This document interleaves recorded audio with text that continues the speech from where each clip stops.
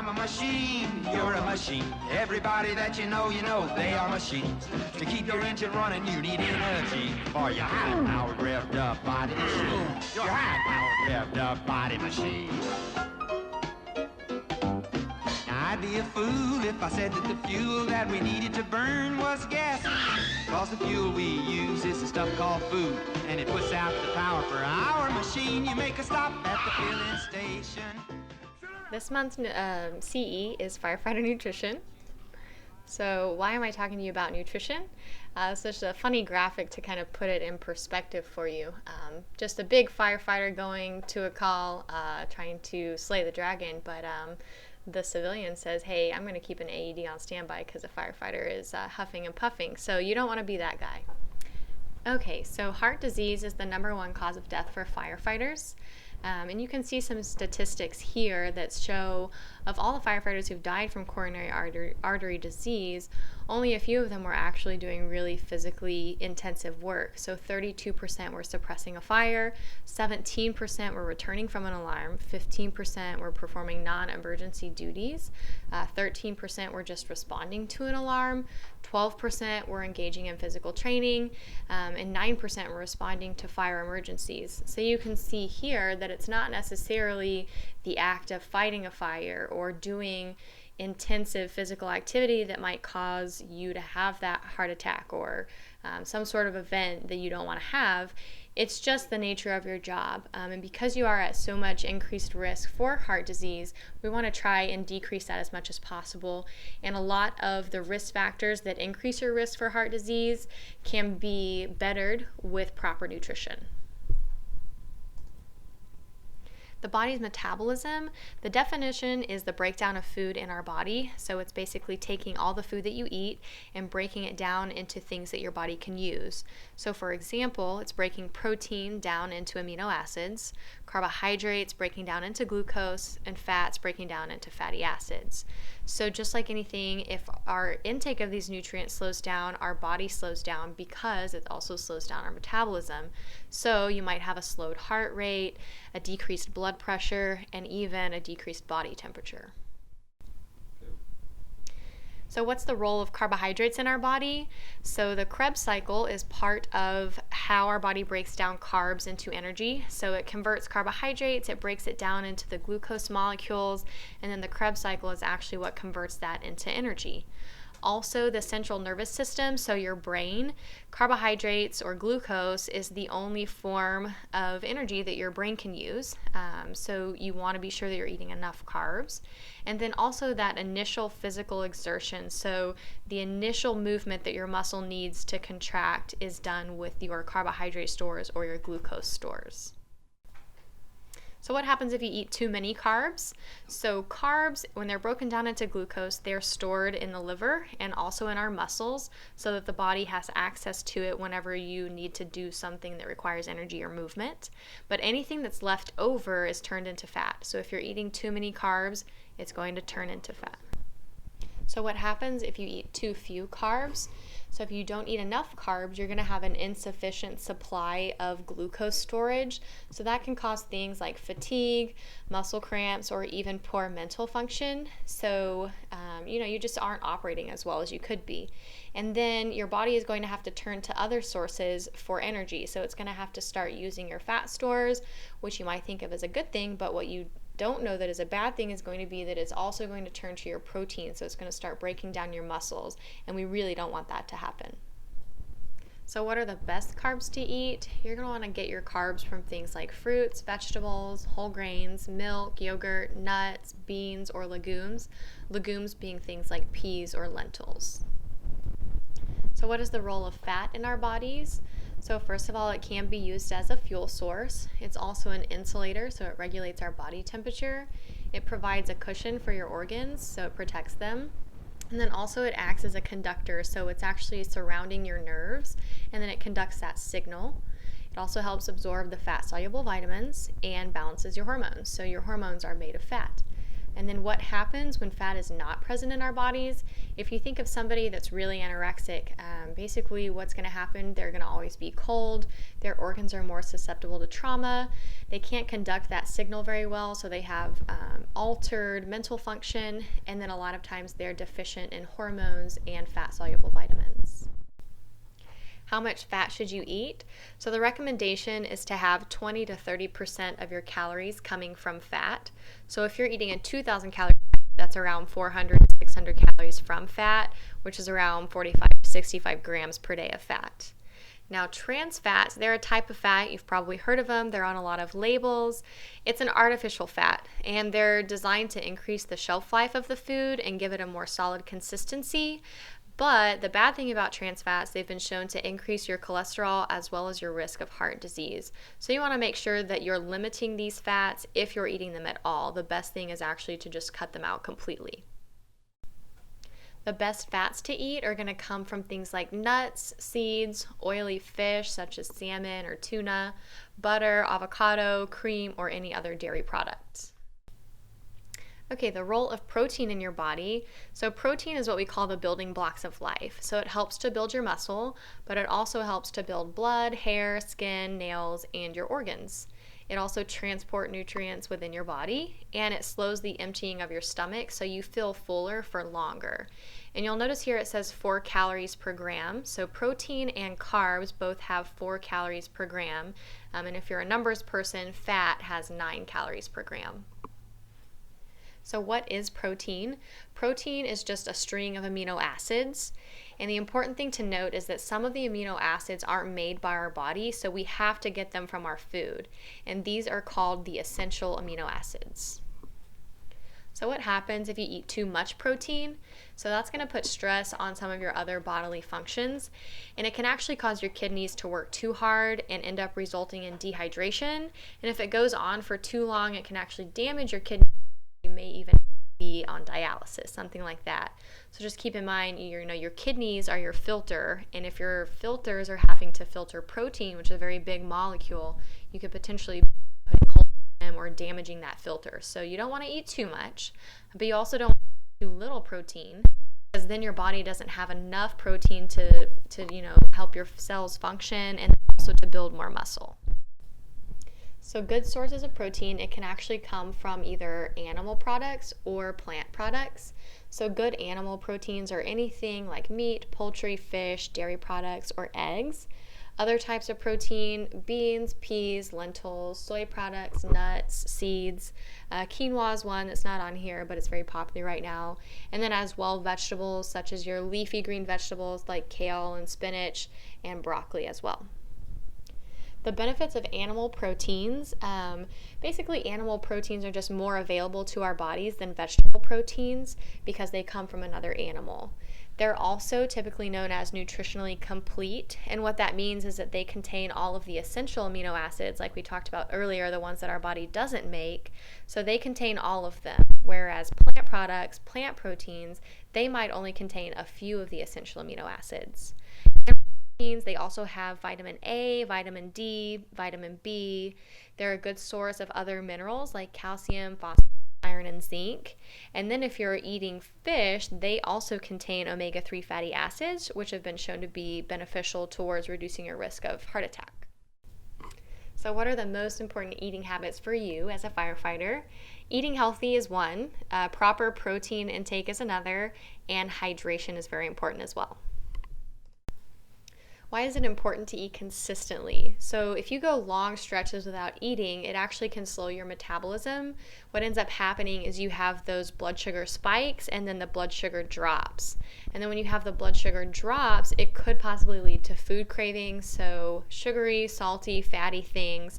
And then when you do eat, whenever your sugars are low, it tends to cause you to overeat.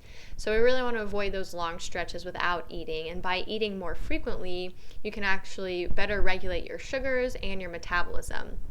Also, when you don't eat consistently, it could cause pancreatic damage just because of the really high spikes in insulin that happen when you do actually eat. So that pancreatic damage could lead to diabetes. And then the excessive carbohydrate intake is generally what you see whenever you have those food cravings. And those can actually increase the risk of cardiovascular disease. So in general, the recommendation, if you can eat anywhere between 3 and 6 meals a day, that's going to be best for you. So protein for the firefighters, you're going to need an absolute maximum of 0.7 grams per pound of body weight of protein per day. So there's some equations down there at the bottom, and it'll give you the formula for calculating it out. And then you'll see there that the minimum is your body weight in pounds times 0.4. So if you want to find out exactly how much protein you should be eating, it's going to be somewhere between those ranges. If you want to be more physically active, if you're lifting a lot of weights, you're going to be closer to that maximum range versus somebody who maybe just does the average amount of activity or maybe even none. You're going to want to stick to the minimum end, because otherwise, if you're eating too much protein, it's going to be stored as fat. Okay, so we just figured the minimum amount of protein in grams and the maximum amount of protein per day that you want. So what does that mean? 1 ounce of meat is 7 grams of protein, 1 egg is 7 grams of protein, and 8 ounces of milk is 8 grams of protein. So if you want to calculate how many ounces of protein you need per day, use that formula down at the bottom. So grams of protein per day that you figured out on the slide before this, and divide it by 7.5. And that's about how many ounces you want. So if we're talking about a 200-pound guy, his maximum amount of protein is 140 grams a day, which comes out to around 550 calories. And what that looks like as far as ounces of meat, that's about 20 ounces of meat a day. And so that's the maximum. So if you kind of think about that, it gives you a reference point. Okay, so some studies have been done on firemen, and 32% of firefighters actually show up to a call already severely dehydrated, and only 9% of those that showed up to the call were considered well hydrated. So as you can see, most firemen don't show up to a call hydrated. And when you're dehydrated, it just puts more work on your heart, and like we talked about earlier, you're already at an increased risk of heart disease, so we really want to minimize that dehydration as much as we can. So in order to calculate how much fluid you need per day, just take your body weight in pounds and divide by 2. That's going to give you the amount of ounces you should be drinking per day, and that's only for an average day. So it's not if you're doing a whole lot of strenuous activity or if you're sweating a whole lot. That's just maybe on an average day off, or you're going to the grocery store or running a couple of errands. So the effects of dehydration, when you're dehydrated, your body isn't able to eliminate toxins properly. You also have a reduction in blood volume, so your heart's having to pump faster and harder in order to get the blood through your body. You also see a decreased skin blood flow, which means that you have also a decreased heat dissipation, because the blood flow to your skin is what removes the heat from your body. Decreased sweat rate, because you don't have enough water to even sweat out. It increases your core temperature, increases the rate of that muscle glycogen, which comes from the carbs, and then it decreases your exercise performance. Okay, so we already talked about what you need as far as fluid goes on a regular day, but what about when you're doing some type of physical activity? So you want to replenish with 32 ounces of fluid per hour of physical exertion. So if you go to the gym for an hour, add an extra 32 ounces to your fluid needs. Or if you're outside mowing the yard for an hour, add an extra 32 ounces. Also remember to replenish your fluids slowly, and be sure that you're replacing your electrolytes, mainly sodium, magnesium, calcium, and potassium. You might be surprised, but the best replenishment is going to be whole milk, because it does contain the carbohydrates that are necessary to open your cells in order to accept the protein, the electrolytes, and the fluid. But it also contains all the necessary electrolytes on top of that. Gatorade is the number 2 best replenishment, because it still contains the carbohydrates, but it also has all the electrolytes.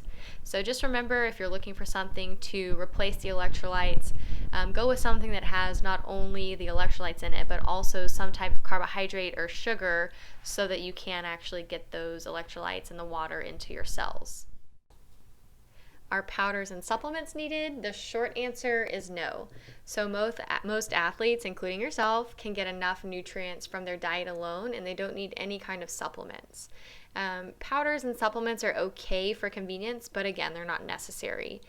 The only reason you might need a vitamin, mineral, or maybe a protein or some other supplement would be if you're on some sort of a restrictive diet where you're eating less than 1,600 calories a day, or if you're an older adult over 50, a vegetarian or a vegan, a pregnant woman, or a woman of childbearing age, or if you have some sort of medical condition that might limit your food choices. Those are really the only instances in which a powder or a supplement is actually needed.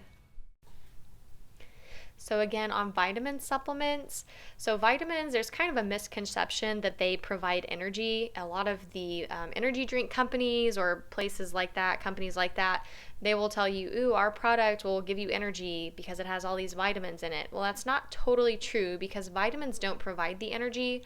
Your food is what provides the energy, and vitamins actually just help that to convert the food into energy. So both food and vitamins are necessary, but if you're just taking a vitamin supplement, it's not going to give you energy if you're not taking any food with it. So there are some recommendations that people think athletes need more, but there's actually been no studies that show that athletes need any additional vitamins as a regular person. Vitamins also haven't been shown to enhance your performance in any way, but you do want to take note, if you do have a shortage of some vitamins in your diet, it could possibly slow you down. Another thing about supplements that some people don't realize is that supplements aren't really regulated like food and drugs are. So the FDA does review supplements, but manufacturers don't have to prove that a supplement is safe or even that it works before it goes on the market. So what happens is the product goes on the market, and then after something bad has happened or after it's been proven to be unsafe, then the FDA can remove or restrict the supplement from being sold. But again, it's only after that bad event has happened. So, it's just one of those things where you want to be aware of, is the risk greater than the benefit for you? And then also just realize that most supplements haven't even been proven to increase your performance, increase your energy, or add to your weight loss. So it's just something to think about whether or not the supplement is the right thing for you. Okay, workout nutrition. So when you're talking about taking a pre-workout, a lot of people ask questions about when they should take it. The ideal time period is 1 to 3 hours before your workout, and it should include both protein and carbohydrate. The protein is what's going to be able to repair and rebuild your muscles, while the carb is going to give you the energy that you need to get through the workout. And then also keep in mind to drink plenty of water. Then when you're talking about your post-workout fuel, just keep in mind you've already reduced your energy stores, so you need to replenish those. So as soon as possible after your workout, go ahead and eat some type of carb, and if you can as well, protein. And then if your workout was greater than an hour, drink a sports drink like Gatorade or even milk to go ahead and replenish those electrolytes. But if your workout was less than an hour, if you didn't really sweat a whole lot, just drink water. And then be sure to eat a regular meal about 3 to 4 hours after your workout so that you can get even more of those energy stores replenished. Okay, so what about your joint health, ligaments, tendons, those kinds of things? The biggest thing for that you have to remember, as we age, for everybody, the efficiency of your joints, the elasticity of your ligaments and your tendons, it's going to decrease. But the things that you can do to help is mainly to avoid excess body weight. So you're not putting so much pressure on your joints and your tendons and your ligaments. It's making it easier for them. And then there's a couple recommendations here for vitamins. You got your vitamin C, your vitamin D, your beta carotene, your vitamin E, your omega-3s, and water. Just make sure you're getting enough of those, and then limit the sugar because it is linked to increased inflammation, and you don't want any inflammation in your joints, your ligaments, or your tendons, as it could lead to arthritis or something very similar. All right, so talking about snacks, which is always everyone's favorites, all of your snacks should include a protein and a carb. So the carb is what gives you the energy, and the protein is what keeps you fuller. And then just remember that moderation is the key. So when you think about a snack, most people think about going to grab a bag of chips, and then they eat the whole thing. So if you're that person who tends to eat too much of your snacks, go ahead and pre-portion them out before you go to eat them. That way when you go to grab your snack, it's already in the right portion and you can already have a better choice. Again, making healthy choices. This starts with the grocery store. So if you're purchasing healthy items, that's what's going to be available to you for your snack. So you're setting yourself up for success. And then don't be afraid to use vegetables or fruit as a snack. You know, they have the added benefit of fiber as well, and then all of the extra vitamins and minerals, so they're a good choice. And then remember, don't snack too close to a meal. You don't want to ruin your meal. And then don't feel like you can't snack in between meals. You know, if you're hungry, just pay attention to that. If your stomach is growling, go ahead and grab a snack. Just make sure it's one of the better choices. Okay, so we've learned all of this nutrition information, but now how do we apply this to our daily meals and to our diet? So you'll see there's a diagram here of a plate, and it has a bunch of colors on it. This is what we call the plate method. And what this is, it's a 9-inch plate, so it's a little different than the plates that you get at a restaurant or even probably the ones that are at your house. But keep that in mind, 9-inch plate, and half of it is split between fruits and vegetables, and the other half is split between grains and protein. And then you have some dairy up at the top as your drink. So generally speaking, if you're eating like this at every meal, you're going to be eating a very well-balanced, healthy diet that's going to promote things that you want. So muscle building, you're not going to gain as much fat, you're going to have more energy, things like that. So if you keep this in mind whenever you're planning your meals and whenever you're buying your food, this is going to help you be more healthy. Okay, so for grocery shopping, you'll see this little diagram here. Whenever you go into a grocery store, you'll notice that all the produce, all the meat, all the eggs, the dairy, all going to be on the outside perimeter of the grocery store. So what you want to do, go into the grocery store and walk the perimeter first. This is going to ensure that you're buying more of the whole foods, so more produce, more fruits, more vegetables, more meat, more eggs, more dairy, and less processed foods.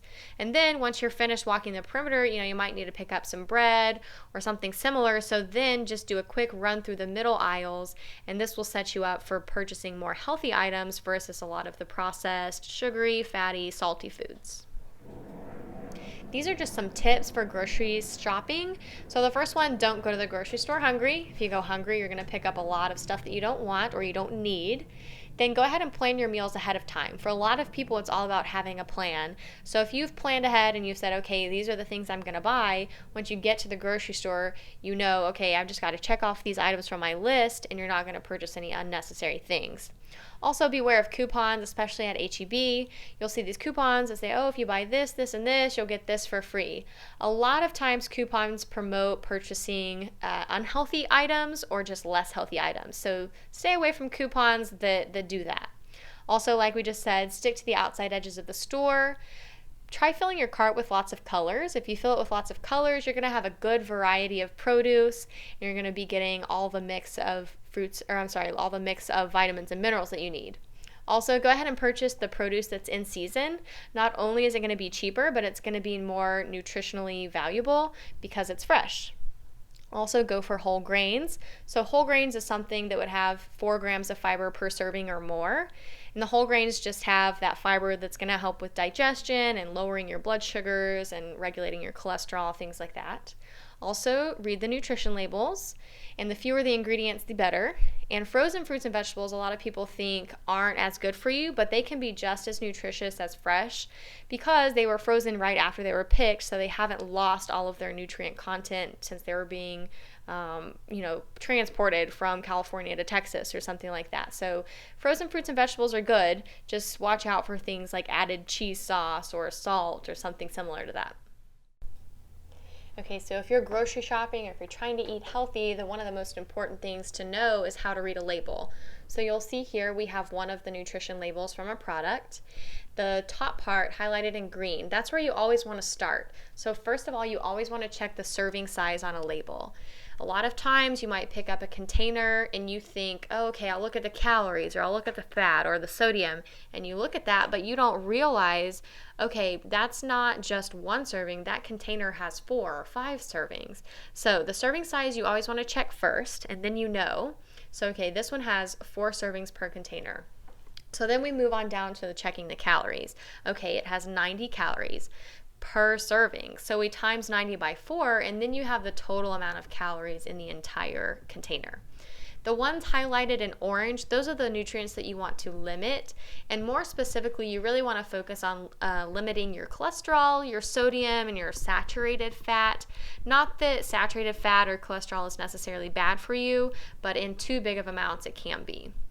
The ones highlighted in kind of that off blue color, the dietary fiber and all of the vitamins, you want to make sure that you're getting enough of those. And then just to be able to tell how much you're getting, on the side it shows the percent daily value. So like you can see total fat in this container, one serving is going to give you 5% of your daily value of total fat. So total, since it's 4 servings per container, you've got 20% of your total fat for the day. Now just so you know, that is for somebody who's on a 2,000 calorie diet. So if you're eating more than that or less than that, you'll need to adjust the percentage.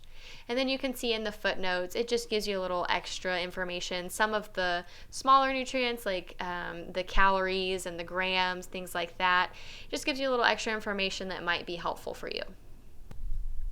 All right, so healthy cooking. There's a couple of tips for healthy cooking. First of all, you want to choose recipes with fewer ingredients. That's going to make them not as complicated to make. You're generally going to be able to make them quicker, and you don't have to worry about adding a bunch of processed foods or different ingredients. Another tip, when you run hot water over cooked ground beef, you just get rid of a little bit extra of the sodium and some of the grease. Can be a little bit healthier for you. When you trim visible fat from the meat before cooking, of course, you're getting rid of some of the fat initially. You still have, fat in the meat itself, but at least you're missing the fat around the edges. When you're talking about cooking turkey or chicken, go ahead and remove the skin. Grill, broil, bake, stir fry, do all of those instead of frying. For your veggies, you could steam them in water or even some sort of a low sodium broth. Instead of using salt to season your food, go ahead and try using herbs and spices or even garlic, peppers, onions, citrus, anything like that. If you can rinse your canned vegetables before you cook them, you get rid of almost all of those preservatives that they've added to those cans. And then use healthy substitutions when possible. One of the most popular ones of these is using Greek yogurt in place of sour cream. So for example, if you're going to make a ranch dip, typically you do the ranch seasoning packet and you add in sour cream. Well, instead of adding the sour cream, try adding the Greek yogurt instead. I promise you won't be able to taste the difference, and you still have your ranch dip. It's just a lot healthier. So this kind of concludes the CE on firefighter nutrition, and just really the take-home messages that you should get from this is it's really important to eat a well-balanced diet, eat enough protein, and be properly hydrated, because you are in a job that is very strenuous and you are at increased risk of heart disease just by the nature of your job. So we want to do everything that we can to keep you healthy and to keep you going and properly fueled. So eating a balanced diet, remember that plate diagram, remember to eat enough protein. Of course, also want to add in there, do some exercise, and then be well hydrated. Thanks for listening and have a great day. I'm a machine, you're a machine. Everybody that you know they are machines. To keep your engine running, you need energy. For your high-powered revved up body machine. Your high-powered revved up body machine. Your high-powered revved up, complicated, tuned-up, fascinating body machine. Take care of that machine. You got such a great model there, honey. Give it the right fuel. High protein, low calorie. Take it out for a spin every day.